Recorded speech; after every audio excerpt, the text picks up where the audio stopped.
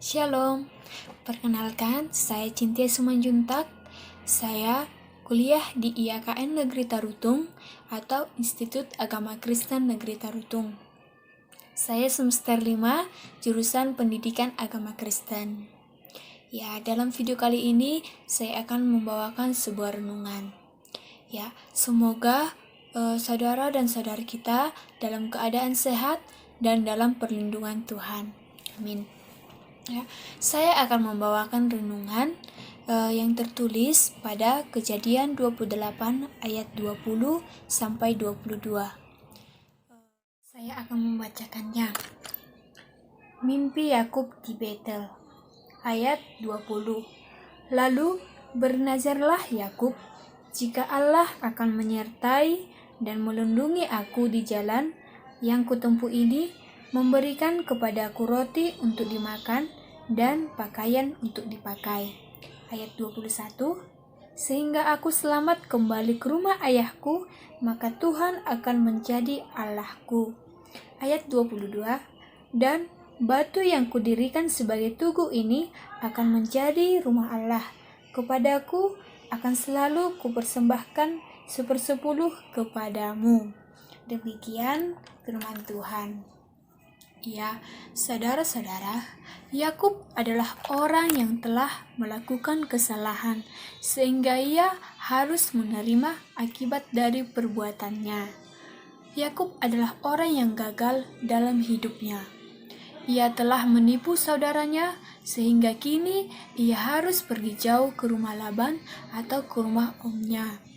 Dia harus meninggalkan saudara dan orang tuanya dan memulai suatu babak kehidupan yang baru. Dalam perjalanan, inilah ia menerima sebuah mimpi khusus dan membuat dia terhentak untuk harus membuat sebuah keputusan penting dalam hidupnya sebelum ia akan tiba di rumah Laban. Keputusan ini akan menentukan keberhasilan masa depannya kelak. Yakub merindukan 3 pergumulan terjawab di masa depannya, yaitu penyertaan Tuhan, perlindungan Tuhan, serta pemeliharaan Tuhan.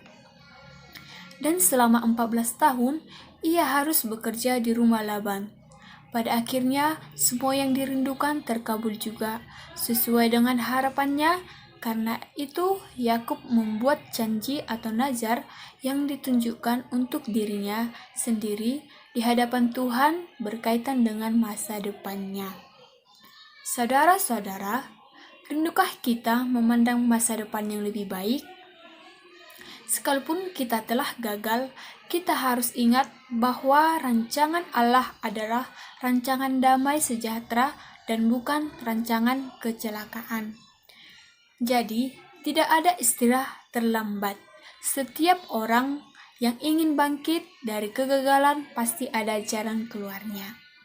Kegagalan bukanlah akhir dari segalanya. Selagi hidup, ini adalah kesempatan emas untuk meraih keberhasilan. Ada 3 nazar Yakub dalam nats ini yang membuat Yakub memandang masa depan penuh harapan. Yang pertama, Yakub mau menempatkan Tuhan menjadi Allahnya. Yakub mau menempatkan Tuhan menjadi Allahnya. Yang terdapat dalam ayat 21b. Yakub dengan komitmen ingin menempatkan Tuhan sebagai Allahnya. Konsep Tuhan Yakub adalah kepercayaan kepada suatu pribadi yang berkuasa, yang sanggup menolong di waktu susah dan saat seseorang berada di tengah ancaman dan sepertinya tidak ada jalan keluar.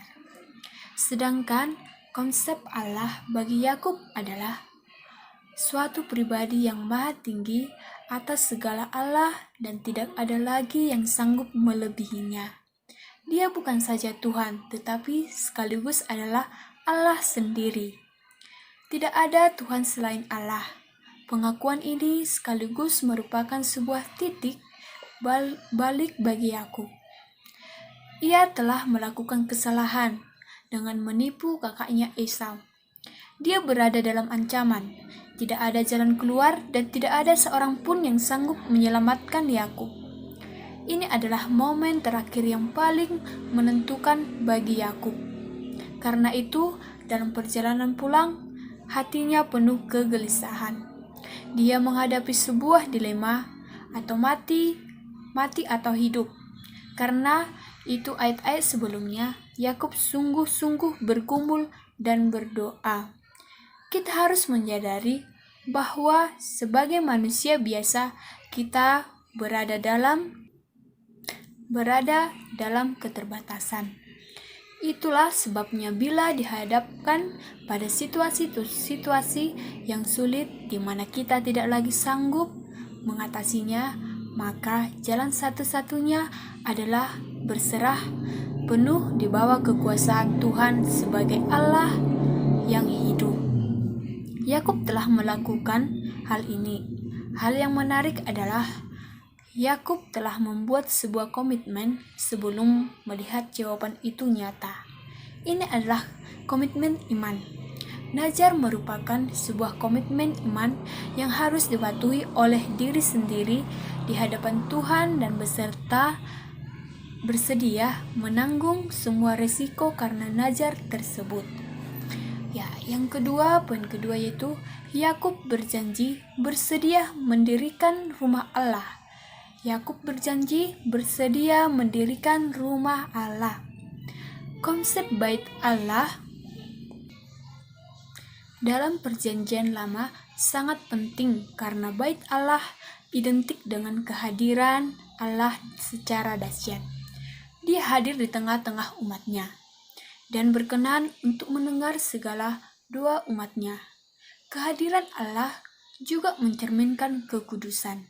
Oleh sebab itu, setiap orang harus menjaga kekudusan bait Allah. Sikap orang terhadap bait Allah mencerminkan sikap orang terhadap Tuhan. Apa alasan bagi Yakub dalam bernazar untuk mendirikan bait Allah? Ada 3 nilai penting yang menjadi pertimbangan Yakub, antara lain, yang pertama, lakukan sesuatu yang sifatnya memiliki nilai historis. Yakub ingin melakukan sesuatu yang bermakna, yang tidak hanya diingat seketika, melainkan diingat untuk selamanya. Yang kedua, lakukan sesuatu yang bernilai teologis. Yakub ingin bahwa mendirikan rumah Tuhan itu adalah simbol kehadiran Tuhan. Kehadirannya harus dihormati, dihargai karena dia layak menerima segala pujian dan hormat. Di dalam rumah Allah, setiap orang berboleh kekuatan, jamahan, penghiburan, dan damai sejahtera. Ketiga, lakukan sesuatu dengan nilai edukatif. Rumah Allah sebagai tempat di mana setiap orang menerima firman Tuhan yang bersifat pengajaran dan bimbingan hidup agar hidupnya tetap berkenan kepada Tuhan. Dengan membangun rumah Tuhan, hal itu menjadi teladan bagi generasi penerus bahwa rumah Tuhan penting untuk diperhatikan. Jangan hanya untuk membangun rumah sendiri.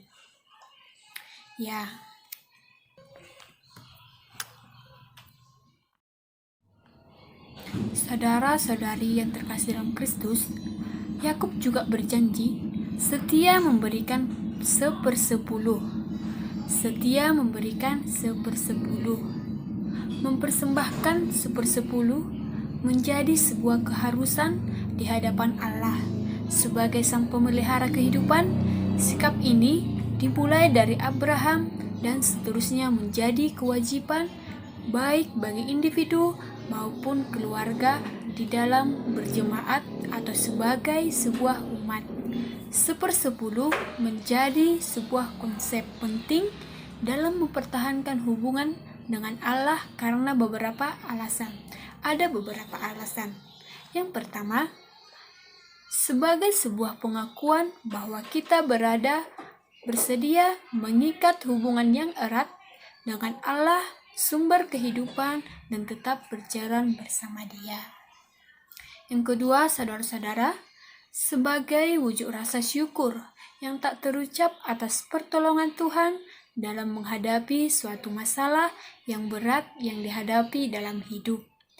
Yang ketiga, sebagai sebuah pengakuan bahwa semua berkat yang diterima berasal dari Tuhan, bukan berasal dari kekuatan diri kita sendiri atau dari setan.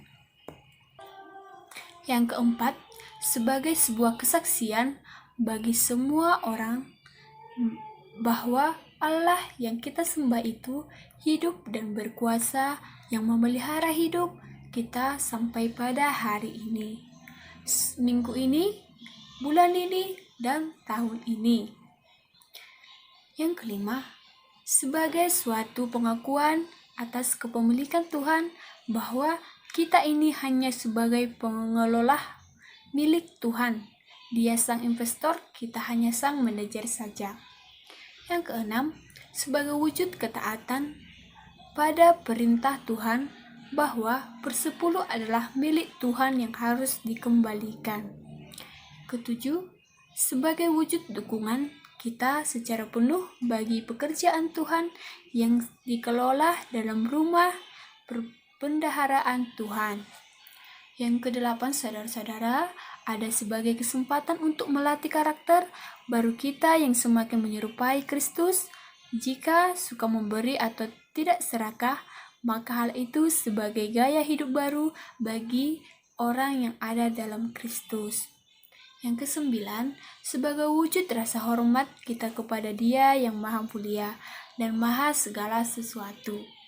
Kesepuluh, sebagai suatu penempatan skala prioritas penting dalam hidup kita bahwa kita selalu mengutamakan Tuhan sebelum diri kita, keluarga kita, dan orang lain. Saudara-saudariku yang terkasih di dalam Tuhan Yesus, Yakub bernazar atau berjanji untuk menempatkan Tuhan sebagai Allahnya, mau membangun rumah Tuhan dan berjanji setia memberikan persepuluhan. Bagaimana dengan Anda? Bagaimana dengan kita? Belajarlah dari Yakub. Buat komitmen sekalipun belum ada jawaban untuk pergumulan yang sedang kita hadapi. Apakah Anda telah memiliki komitmen, iman atau nazar yang benar? Apakah Anda bernazar pada Tuhan? Apakah Anda sudah menempati nazar Anda? Ya, datanglah kepada Tuhan dalam doa yang sungguh-sungguh, karena di tengah krisis yang berat kita selalu berada dalam kebimbangan atau ketakutan. Jangan lari pada ketakutan lain. Berapa kali Anda berdoa? Berapa kali? Dan berapa lama Anda berdoa? Apakah Anda sedang berada dalam sebuah krisis seperti Yakub? Sudahkah Anda membawa segala kekhawatiranmu kepada Tuhan sebab Ia yang memeliharamu? 1 Petrus 5 ayat 7-8. Serahkanlah segala kekhawatiranmu kepadanya, sebab Ia yang memelihara kamu. Sadarlah dan berjaga-jagalah. Lawanmu, si iblis, berjalan keliling sama seperti singa yang mengaum-ngaum dan mencari orang yang dapat ditelannya. Percayalah bahwa Tuhan pasti menolong dan ada jalan keluar tepat pada waktunya. Ia yang berjanji adalah setia. Dia mengatakan bahwa tetap menyertai kita dalam situasi apapun. Ia turut bekerja dalam segala sesuatu untuk mendatangkan kebaikan. Amin. Terima kasih. Tuhan Yesus memberkati kita semua. Damai sejahtera bagi kita. Shalom.